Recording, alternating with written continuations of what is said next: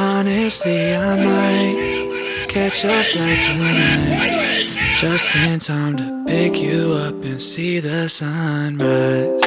Days with you are my getaway, peace of mind on a rainy day. You know how to show up right on time, never late. You're everything I want, don't play. You're everything I need, don't change the way you feel. And baby, I'ma keep it real. If they gave me everything, I would give it all away for you.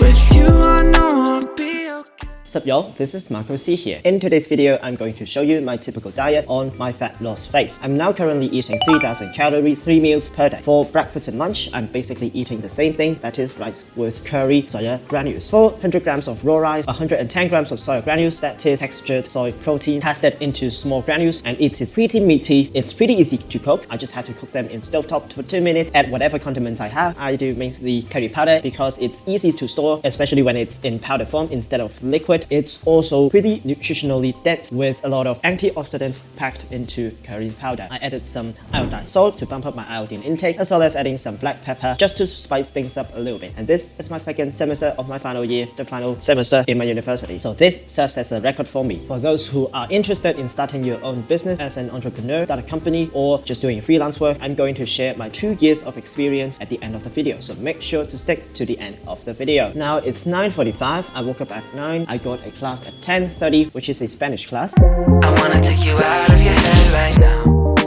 Let it go. We can roll it up when the sun goes down. Take it slow. Give it time, it'll pull us under. Throwing shots like she in a jumper. Make me sweat, she the heat of summer. I just can't cool down. I can make time, call me obsessed. Stuck in your gravity. Body so hot, gotta come back.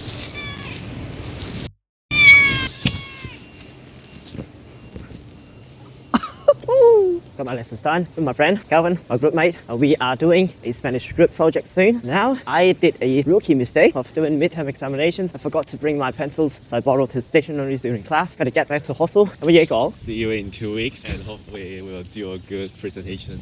Yes sir, that's how we do it. They going off the mat. All the mistakes they making I made. I could've taught you that. Long story short, make sure to double check before you have your exam. Or if you don't have any stationaries, you might not be fortunate enough to have people borrowing them for ya. Now here in the new Asia canteen, that corner is for people who want to just chill out, have a book, have a cup of coffee, maybe grab some bite right there, do their work. I'm gonna have some me time. Me stands for maximal effort. I'm gonna finish my homework before my lesson at 2:30. I'm gonna also do revision for my final rush. Like for 30 minutes, then I will have my midterm examination.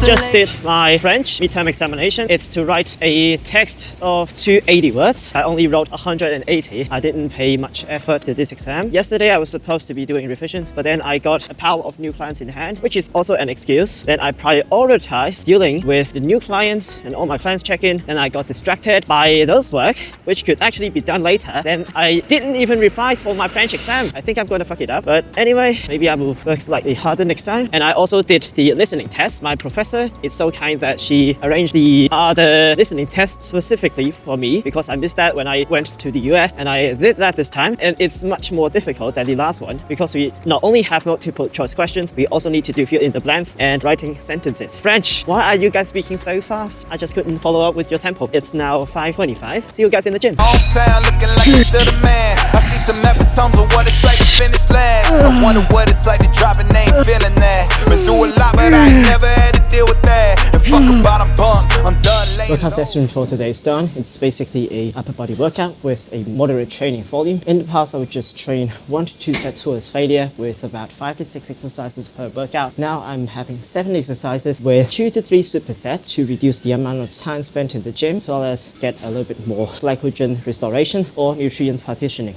I can't believe what I did. I got the bag, then I dipped. Yeah, love for the dough and I simp. Louis V satchel equipped. Yeah, she want a piece of the kid. While I'm waiting for my dinner, I'm gonna do something that I don't really have to do when I'm at home. That is cleaning. Yes, I'm not reached to the point where I could hire house workers for these kind of work, but it's kind of a learning experience. You gotta learn what you actually do when you are fully independent. You gotta treat your housework, do your schoolwork, do your work to earn some money. That is life. Blue moon, tune in tonight. Put you in that mood you like. Done. Spirit moving, now loosen you up. You don't care, who cares? Look at you now, it's magic. Filling up glasses, looking like an actress. This is my typical dinner. 100 grams of oats, 30 grams of sunflower seeds, a scoop of chocolate flavor soy protein isolate, added with water, microwaving it for 6 minutes, and I call it a meal. Now I'm gonna eat for an hour, and I got 6 clients check-in today, which is quite hectic to me. And I got an assignment for my French course tomorrow and another midterm 2 days afterwards.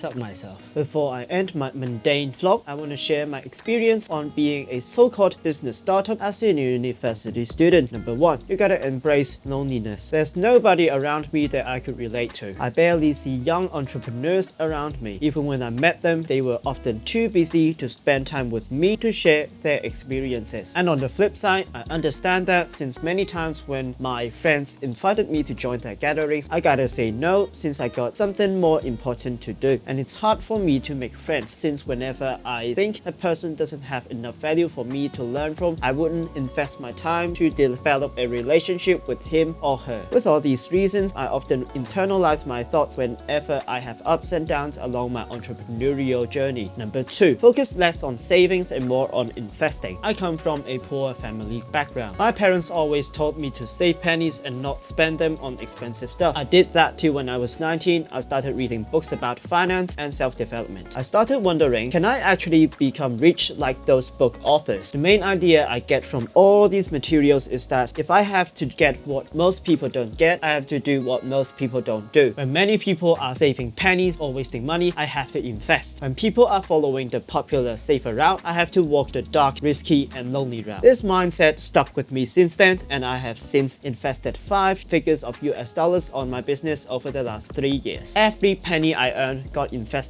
right back into my business. Seeing how far I've gone, investing whenever I have a chance is one of the best decisions I've made. Number 3, focus on value, not money. The backward law, an idea popularized by the English author Alan Watts, derived from Lao Tzu's Tao Te Ching, points out that the more you chase something, the more likely it goes away. It resonates with me so much. Whenever I chase money, my business stays stagnant. But whenever I focus on something that might seem far away from money, that is value, my business grows without me even realizing. I focus on gaining value that I could give to help people. In the past, whenever my friend told me they spent 100 US dollars on a single Disneyland entrance, I would think, bruh, the amount you spent on 4 Disneyland tickets could last you 4 days of enjoyment. With that amount, I could buy a new Rode wireless microphone that could last me years, or a full month of online coaching from an elite online coach. You're just spending your bills in a stupid way, bruh. Now that I've been doing hobbies that don't necessarily generate income but give me joy, such as photography and music, I started understanding what my friends are actually thinking.